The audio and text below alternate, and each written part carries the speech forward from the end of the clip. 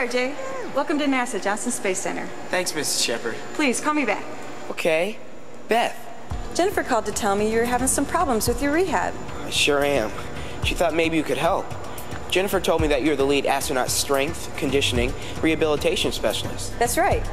My job is to physically prepare astronauts for long-duration space missions through cardiovascular exercise, muscle strength and endurance weight training, as well as balance, coordination, and agility drills. Well, looks like I've come to the right place. Did you bring your data? It's all right here in my palm.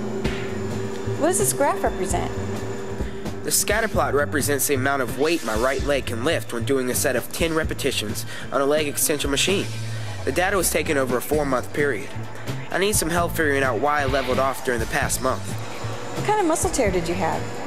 I remember my doctor telling me it was some kind of skeletal muscle. I never heard the term skeletal muscle before. Let me give you a crash course on the basics of muscles. Okay. This would be a great time to pause the program to answer and discuss the following questions. What are some types of muscles in your body? Why do astronauts' muscles weaken while working in space? What are some ways to take care of your muscles? It is now time to pause the program. Your body has 3 different types of muscle tissue: skeletal muscle, smooth muscle, and cardiac muscle. Skeletal muscles are attached to the bones of your skeleton. These muscles provide the force that moves your bones. They are also classified as voluntary muscles, meaning you have control over them. Smooth muscles can be found inside of many internal organs of the body, such as the walls of the stomach and blood vessels. They are classified as involuntary muscles, meaning they are not under your conscious control. The last type of muscle, cardiac muscle, is found only in the heart. It has characteristics of both skeletal and smooth muscles. I didn't realize there are different types of muscles in my body. Well, I definitely know now that I tore a skeletal muscle in my right leg. I have control over it. Okay, let's get back to your problem. Now, you've been doing the same leg extension exercise throughout the entire rehab, right? Yes, I have. It's my favorite leg exercise. In order to stimulate growth and recovery, you need to change your workout every 4 to 6 weeks. If you do the same workout program over a long period of time, your body reaches a plateau. And in your case, you reached a plateau a few weeks ago. Gee, I better change my workout plan. Practice for the cross-country team starts in a few weeks, and I want to make it to the state finals. What do you suggest?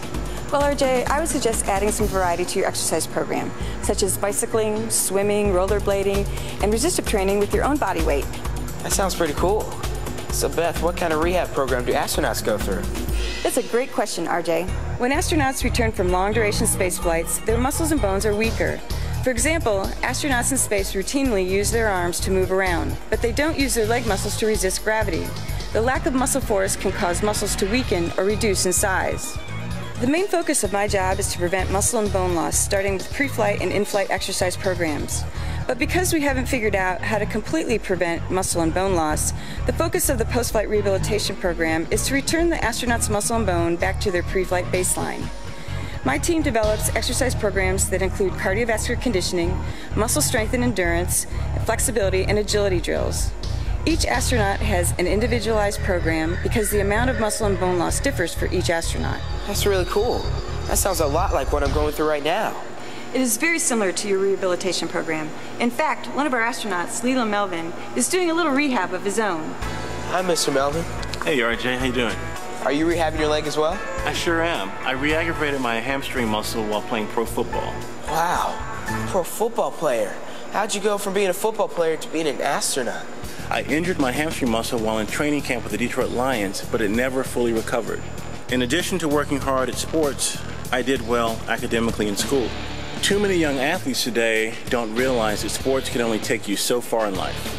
Our cross-country coach emphasizes that all the time. It's good grades in school that'll make me excel in life. Sounds like you have a great coach. So does your rehab program require mainly stretching? That's only one component. Exercise or good stress is important for maintaining both muscular strength and flexibility and for recovery. When you stretch and warm up thoroughly, your muscles become more flexible. This helps prepare our muscles for the work involved in exercising and playing sports. Also, warming up the muscles can prevent injuries. Like with your hamstring? Exactly, RJ. If you overwork or overstress your muscles, you can strain or pull them, and that's a form of bad stress. Now, I pulled my hamstring really bad, and that was some serious pain. Don't let it happen to you. And if you pull a muscle, you need to let it rest until the muscle heals. Sure did learn a lot about muscles today. Thank you so much for your help. Oh, and by the way, you mentioned that your job deals with muscle loss and bone loss. Do you know any good bone specialists I can talk to? That's right, you said you were immobilized for some time. Why don't you go and see Dr. Saunier here at NASA, and she can tell you all about bones. Thank you again, and have a great day. And Mr. Melvin, you better take care of that hamstring muscle. Hey, thanks, RJ. Take care.